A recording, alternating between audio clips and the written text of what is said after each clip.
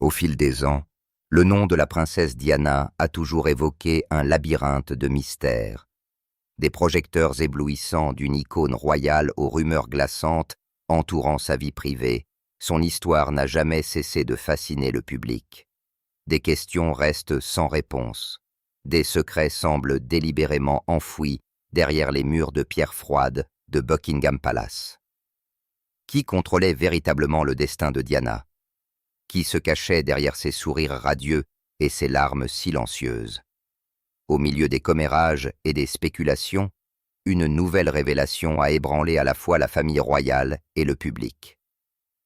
La princesse Anne, la seule sœur du roi Charles, a découvert accidentellement un appareil d'enregistrement sophistiqué caché derrière le mur de la chambre de Diana.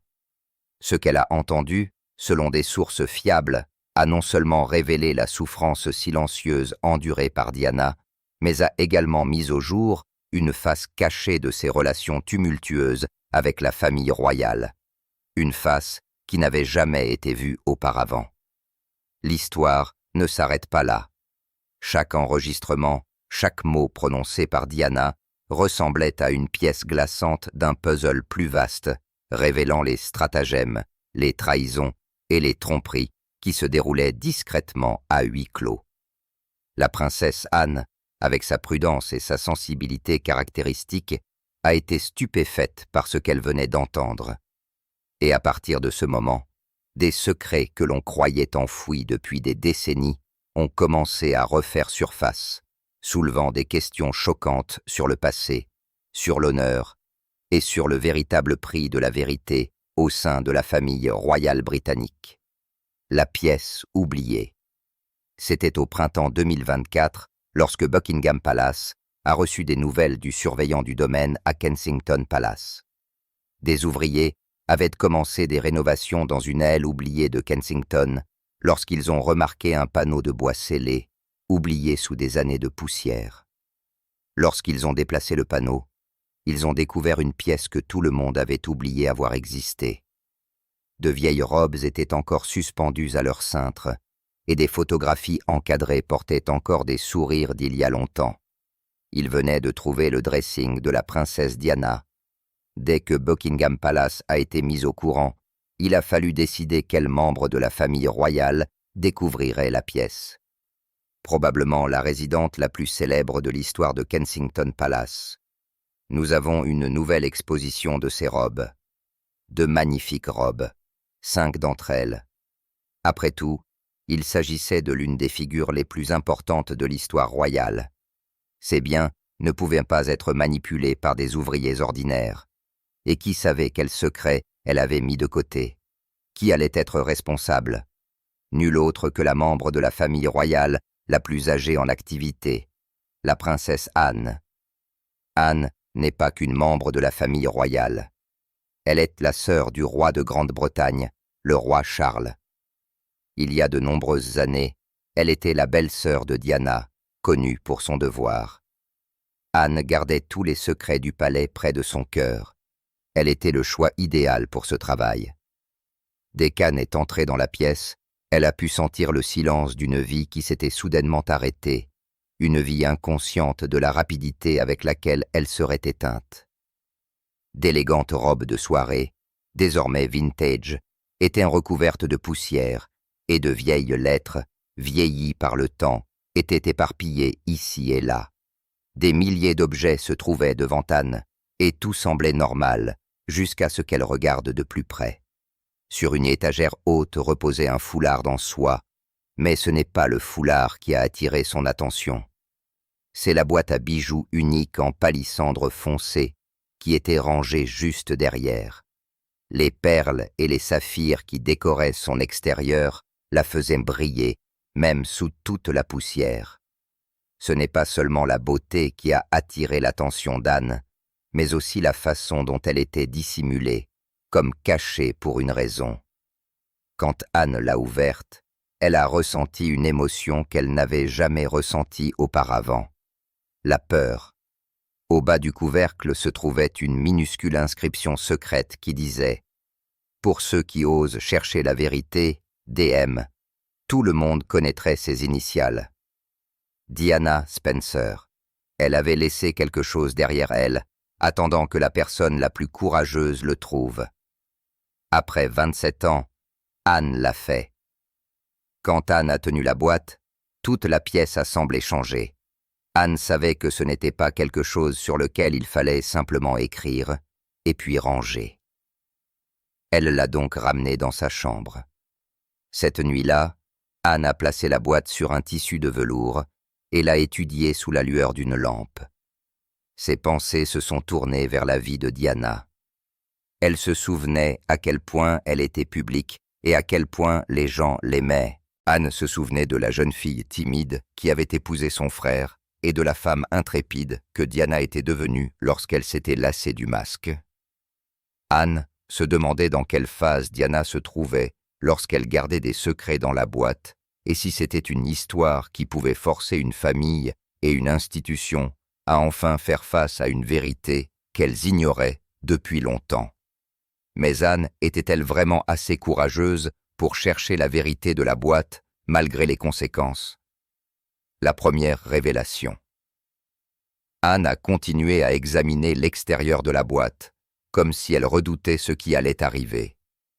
Elle a vu des marques qui ne ressemblaient à aucun insigne royal, et cela l'a beaucoup intriguée. Finalement, elle a ouvert le couvercle. La première chose qu'elle a remarquée, ce sont des ornements faits de pierres précieuses. Il y avait des rubis, des saphirs et même des émeraudes. Mais ce n'était pas l'unicité des pierres qui importait. C'étaient ces mêmes marques au dos des pièces. Cette fois, Anne pouvait les comprendre. Avec sa loupe, elle a vu des coordonnées et des codes bancaires, comme une référence destinée à quelqu'un qui pouvait lire entre les lignes. Elle était encore en train d'explorer les ornements quand elle a entendu un clic. Son pouce avait appuyé sur une section à la base, et alors que le panneau coulissait pour s'ouvrir, Anne a été confrontée à une autre révélation choquante. Des lettres manuscrites de Diana, des photographies d'elle déguisée en vêtements simples, des rencontres avec des personnages obscurs dans des cafés et des garages. Surtout, une clé argentée étiquetée Zurich, Deposit Box 837L. Il y avait beaucoup de choses à digérer pour Anne.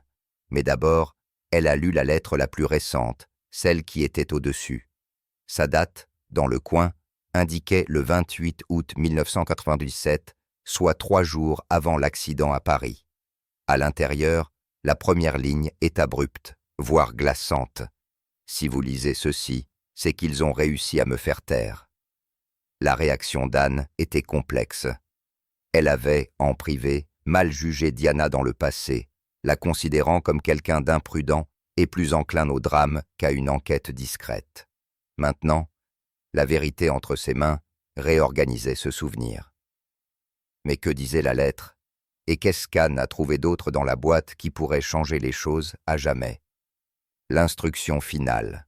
Anne tenait les lettres, les mains fermes, même si une tension nerveuse remplissait son corps.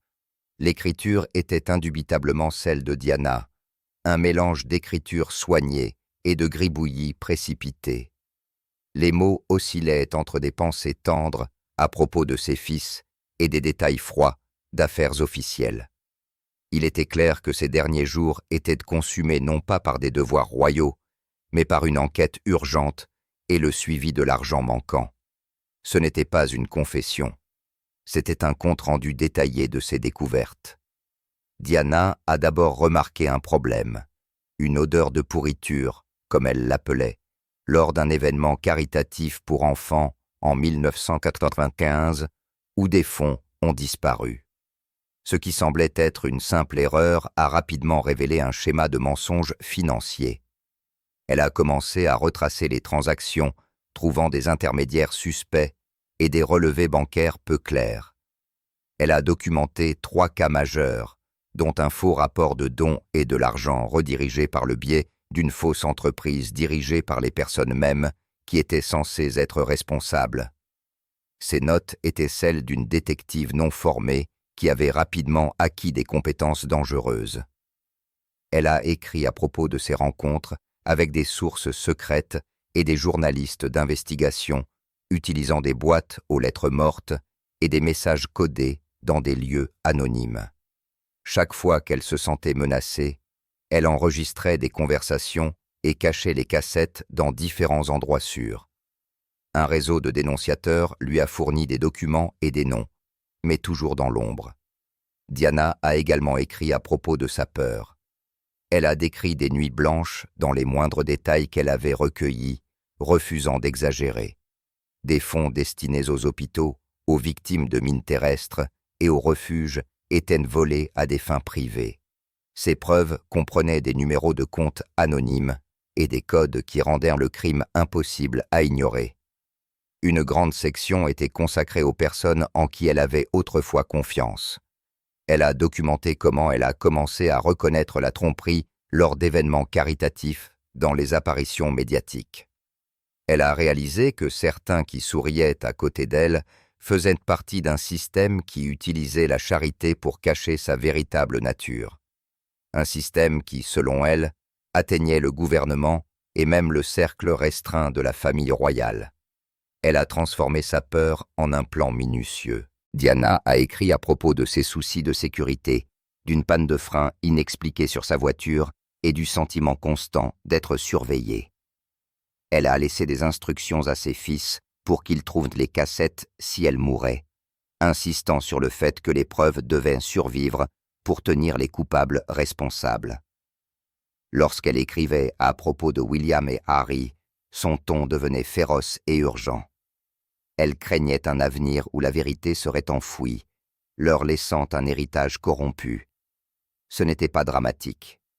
Une mère prévoyait de parler pour elle si elle ne le pouvait pas. Elle appelait cela sa police d'assurance. La clé du coffre bancaire suisse faisait partie de ce plan, contenant des documents, des enregistrements et des photos qui révéleraient tout. Elle avait tout préparé méticuleusement, de la même manière qu'une mère prépare soigneusement le cartable d'un enfant. Les lettres ont révélé une femme qui avait complètement changé au cours de ces derniers mois. Elle était passée d'une personnalité publique à une enquêtrice de l'ombre, apprenant à collecter des preuves et à les protéger. C'était une Diana que peu avaient connue, stratégique, déterminée, et se battant pour protéger ses enfants et leur cause. Pour Anne, la lettre était une révélation choquante. Elle l'a forcée à concilier ses anciennes opinions avec ses nouvelles preuves. La femme qu'elle avait autrefois considérée comme impulsive était en fait à la fois prudente et courageuse. La façon dont Diana écrivait à propos de ses fils montrait une mère utilisant chaque instinct pour les protéger. L'instruction finale était soulignée. « Si vous trouvez ceci, et savez alors que j'ai laissé derrière moi une police d'assurance, tout est caché dans un coffre bancaire suisse. » La pièce est tombée dans le silence. Les pires craintes de Diana s'étaient avérées vraies, et elle avait fait confiance à Anne, de toutes les personnes, pour recevoir la vérité. Cette confiance a tout changé. Elle a fait passer Anne du rôle de gardienne passive du passé à celui de protectrice active de l'avenir. La lettre n'était pas seulement une information, c'était un ordre. La responsabilité incombait désormais entièrement à Anne. Mais la police d'assurance de Diana suffirait-elle à démasquer les mensonges? Et Anne était-elle prête à accepter la dangereuse responsabilité que Diana lui avait laissée? La police d'assurance.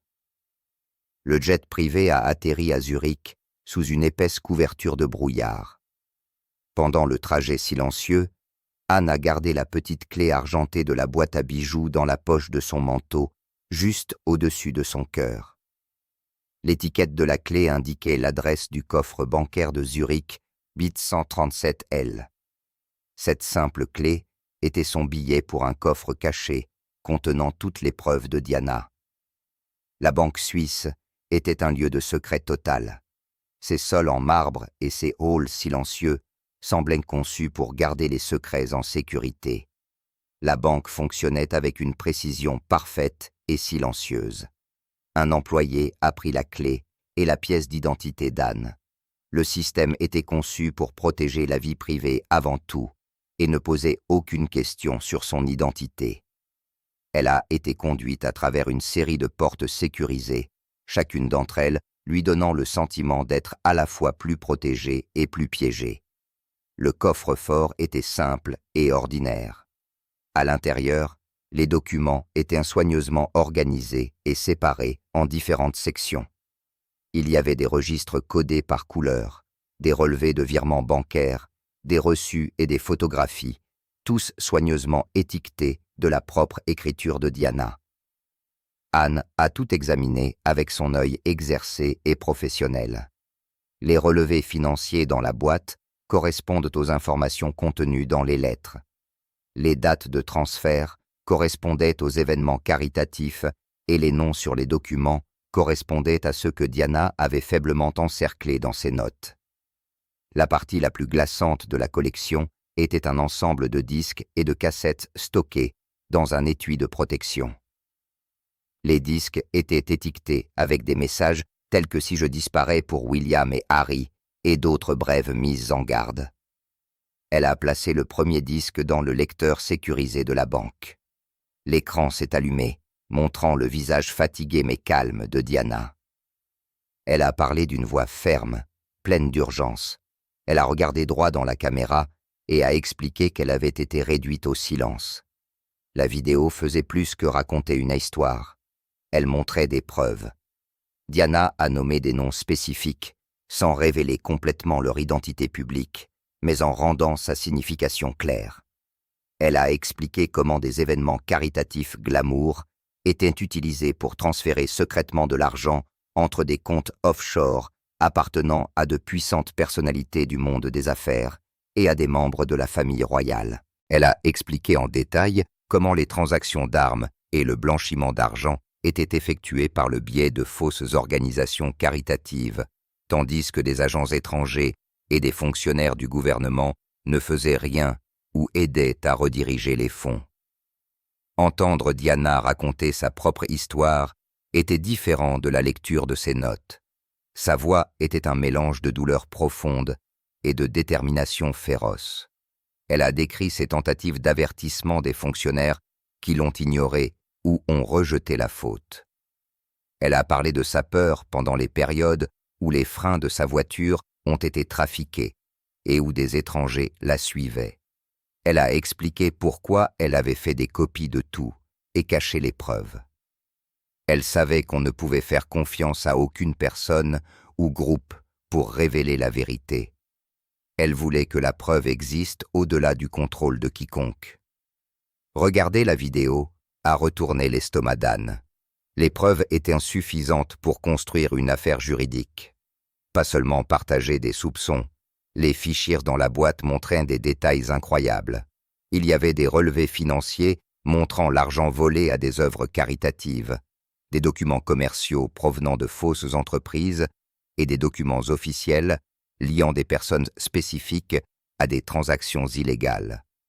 Des photographies montraient des personnes se rencontrant en vêtements décontractés avec des horodatages qui correspondaient à leur relevé de voyage. Un dossier étiqueté Opération Marionnette contenait des emails ainsi qu'un message menaçant. Le confinement doit avoir lieu avant le voyage à Paris. La situation est devenue trop dangereuse. Anne a eu le souffle coupé. Le langage était froid et définitif. Puis un employé de la banque s'est approché discrètement d'Anne dans la salle de visionnage. D'une voix basse, l'employé l'a informé qu'elle n'était pas la première personne à se renseigner sur cette boîte.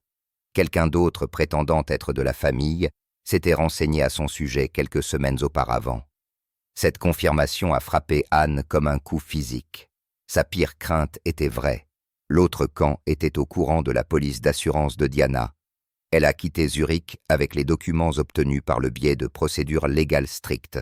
Elle portait désormais non seulement des preuves physiques, mais aussi la lourde responsabilité de révéler ce qu'ils contenaient. La boîte suisse prouvait que Diana avait de vraies raisons d'avoir peur. Elle s'était assurée que son histoire survivrait même si elle ne le faisait pas. Les preuves formaient une chaîne de vérité claire, reliant les documents aux enregistrements et les mouvements financiers aux noms. Elle a transformé une théorie du complot en un crime passible de poursuite. Sur le vol de retour, Anne a contemplé les lumières de la ville en contrebas, le dossier scellé reposant dans ses mains. La voix de Diana résonnait dans son esprit, calme et ferme. Ils ne doivent jamais réussir dans leur tentative d'échapper à leurs responsabilités. C'était plus que des preuves. C'était un appel à l'action. Ce n'était plus seulement personnel. C'était légal, moral et urgent. Ceux qui ont essayé de faire taire Diana avaient sous-estimé la profondeur de sa préparation pour ce moment précis. Maintenant, le choix appartenait à Anne. Aurait-elle le courage de porter ses preuves à la lumière? Pourrait-elle affronter les personnes puissantes nommées dans ses fichiers? Et que se passerait-il lorsque le monde entendrait enfin la voix de Diana, non pas comme une histoire, mais comme un avertissement lorsqu'une princesse est attaquée? Anne est revenue à Londres avec des preuves qui ne pouvaient être ignorées. Les documents et les cassettes de Suisse étaient désormais stockés dans un coffre-fort, mais elle savait que leur sécurité n'était pas garantie. La paix n'a pas duré longtemps. Les premiers avertissements étaient petits mais délibérés. Sa ligne téléphonique crépitait de perturbations étranges. Son courrier arrivait déjà ouvert. Puis sa voiture, toujours garée dans un garage sécurisé et bien entretenu, est tombée en panne soudainement. Un mécanicien a trouvé une coupure dans la conduite de frein. Il a appelé cela un accident, mais Anne savait que ce n'en était pas un. Elle a contacté un officier de renseignement à la retraite en qui elle avait confiance. Il a passé au peigne fin sa maison et ses appareils à la recherche de Bog. Ce qu'il a trouvé était glaçant. Son téléphone était infecté par un logiciel malveillant de suivi. Des dispositifs d'écoute étaient cachés sous les plaintes. Même la fontaine de son jardin transmettait des signaux anormaux. Elle était surveillée. Il était clair maintenant que ceux qui protégeaient l'héritage de Diana étaient en danger. Ces preuves n'étaient plus seulement personnelles. Elles étaient devenues quelque chose d'assez puissant pour que les gens se battent pour les détruire. Un colis sans adresse de retour est apparu sur le pas de sa porte. À l'intérieur, il y avait un seul nom, Timothy Radcliffe, l'ancien secrétaire particulier de Diana. Après une recherche discrète, Anne l'a trouvé, un homme tranquille accablé par le passé. Il a parlé de l'enquête officielle sur l'accident de Diana, de la disparition de preuves et de la fermeture délibérée de portes. L'affaire avait été déclarée résolue, mais des enquêteurs privés ont trouvé des questions sans réponse chez des témoins réduits au silence. Ce que Timothy a partagé était plus dangereux que toute menace inconnue. Il a décrit un effort hautement organisé, des témoins disparus, des documents manquants, le rejet de preuves clés comme la Fiat Uno blanche et la mort mystérieuse de ceux qui posaient trop de questions. Ce n'était pas de la malchance, c'était une dissimulation. Le lendemain de leur rencontre, une autre enveloppe attendait sur le pas de la porte d'Anne. Le message à l'intérieur était bref. Arrêtez de chercher ou vous partagerez le sort de Diana. Les mots faisaient écho à la peur dans les propres notes de Diana. Le réseau n'était pas seulement puissant, il était impitoyable. Mais la menace n'a pas paralysé Anne. Elle a renforcé sa détermination. Elle avait vu les personnes dans les cassettes de Diana. Elle savait que si cette vérité restait enfouie, elle mettrait en danger William, Harry et même leurs enfants. Elle était maintenant confrontée à un choix. Protéger l'institution en gardant le silence ou protéger en révélant la vérité. Elle a commencé à rassembler discrètement des alliés, d'anciens agents du MI5, des experts juridiques discrets et des professionnels de la sécurité qui lui devaient des faveurs. Mais à mesure que son cercle s'agrandissait, les menaces augmentaient également. Une camionnette de livraison a tenté de franchir le périmètre de sécurité de la maison de William. Elle a été arrêtée, mais à l'intérieur se trouvaient des pièces de voitures altérées et des plans de construction. Puis, il y a eu une tentative d'intrusion à l'école du prince George, arrêtée par des agents infiltrés. Le danger ne visait plus seulement Anne. Il était dirigé contre l'avenir de la famille royale. À l'intérieur du palais, Anne a trouvé peu de soutien.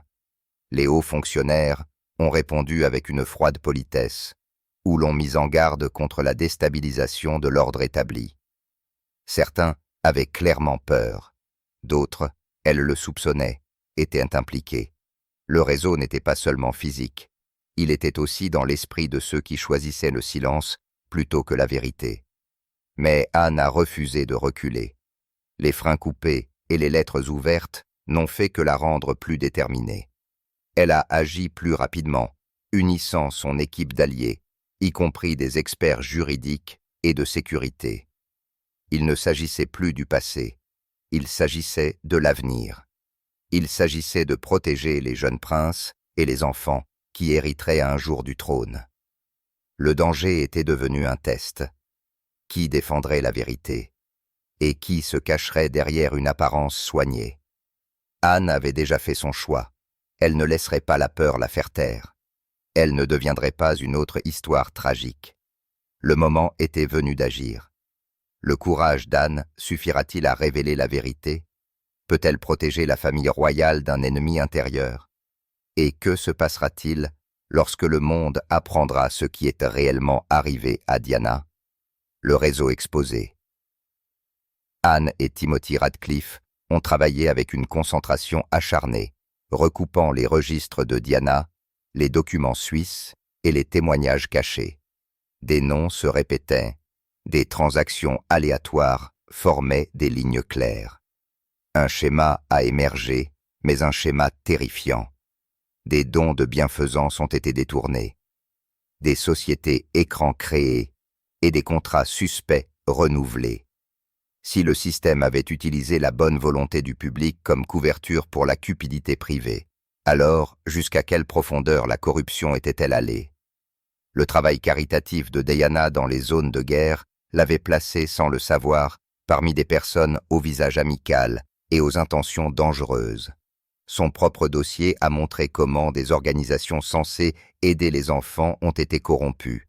Les dons ont été versés à de faux projets, puis ont été transférés vers des comptes privés. Au fil du temps, des millions ont été volés. Pas de petits vols, mais un blanchiment d'argent organisé. Plus Anne creusait, plus il était difficile d'ignorer la vérité. Les numéros de compte menaient à des sociétés offshore. Les emails discutaient de logistique qui n'avaient de sens que si elles finançaient des activités illégales.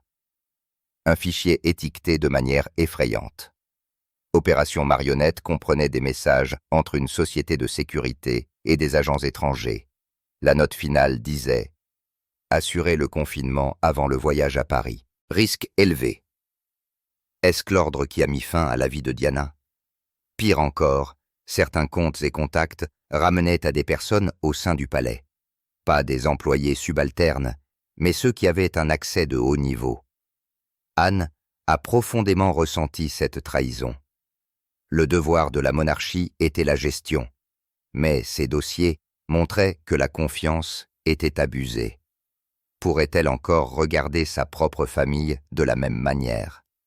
Anne et son équipe ont confronté les personnes impliquées. Leurs visages sont restés calmes, leurs mots soigneusement polis.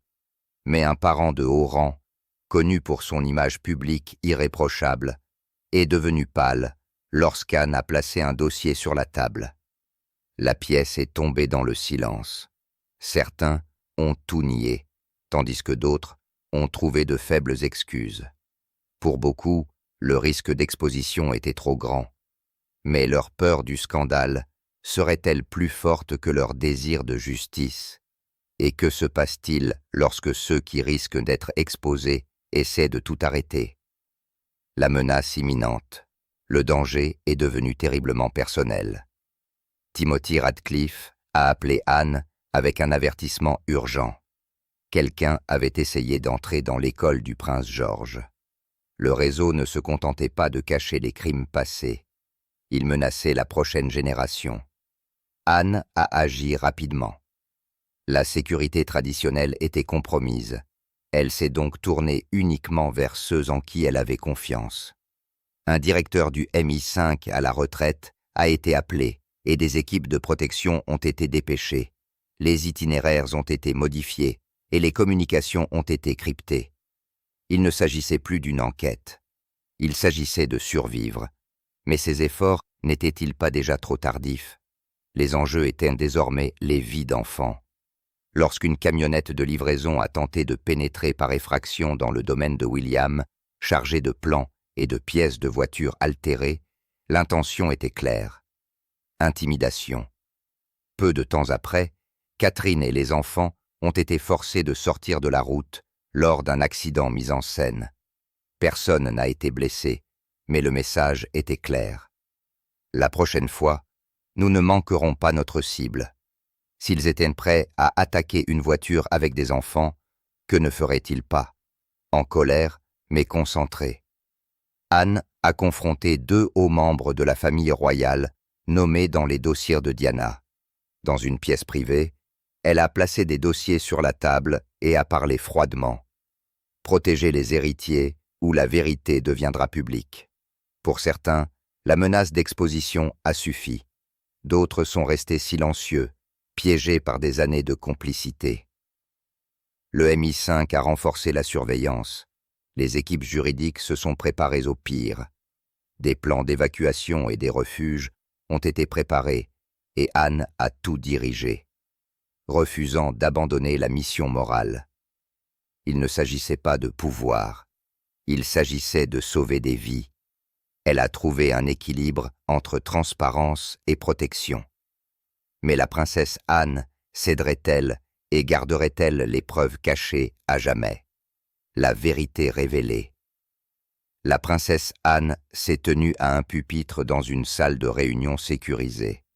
Des dossiers scellés et des boîtes de preuves se trouvaient derrière elle. Sa voix était basse mais ferme. Pendant des années, on nous a raconté une histoire qui n'était pas complète. Un par un, elle a présenté les faits, les documents suisses, les lettres de Diana, les relevés bancaires et les cassettes. Dans un silence assourdissant, la nation a écouté. La révélation était claire et puissante. Les noms n'étaient pas des commérages. Ils étaient étayés par des preuves. Les comptes offshore étaient liés à des événements caritatifs.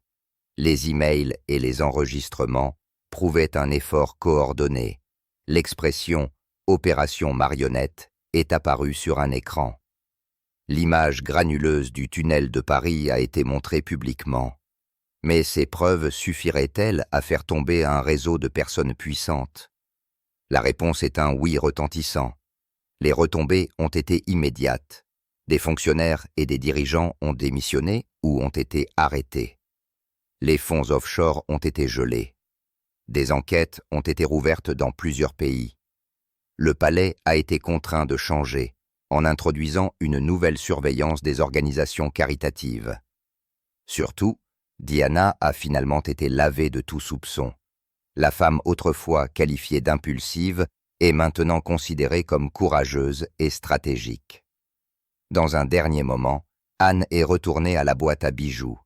À l'intérieur, elle a trouvé une cassette étiquetée pour William et Harry. Elle l'a écoutée seule. La voix calme et aimante de Diana s'adressait à ses fils. Vous n'êtes pas que des symboles ou des héritiers. Vous êtes des cœurs qui peuvent changer ce monde. Ne portez pas la peur, portez le courage. La cassette a fait ce que les documents n'ont pas pu faire. Elle a touché le cœur. Lorsque William et Harry ont entendu la cassette, ils ont pleuré en silence.